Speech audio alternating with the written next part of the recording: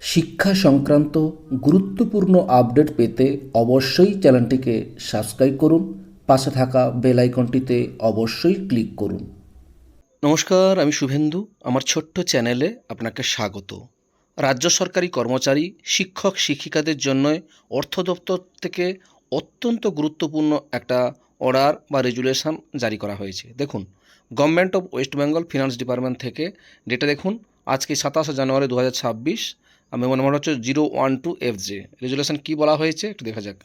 বলা হয়েছে, the governor is pleased to decided that during the period from 1/1/2026 to 31/3/2026 accumulation at the credit of the subscriber to General Provident Fund and other similar funds under the administrative control of the Government of West Bengal shall carry interest at the rate of 7.1 per annum. The rate will be forced during the financial year 2025-26 for the period from 1/1/2026 to 31/3/2026.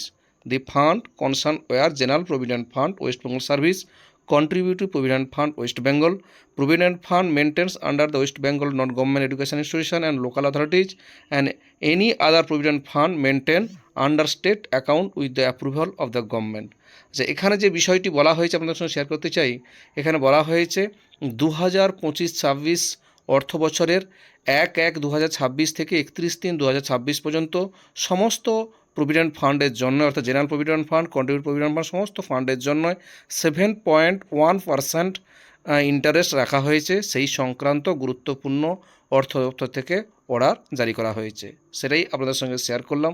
এটা অত্যন্ত গুরুত্বপূর্ণ এবং provident ফান্ডের ইন্টারেস্টটা কিন্তু অনেক দিন বাড়েনি, সেই 7.1% আছে, এবারও তাই রাখা হয়েছে 7.1% ইন্টারেস্ট।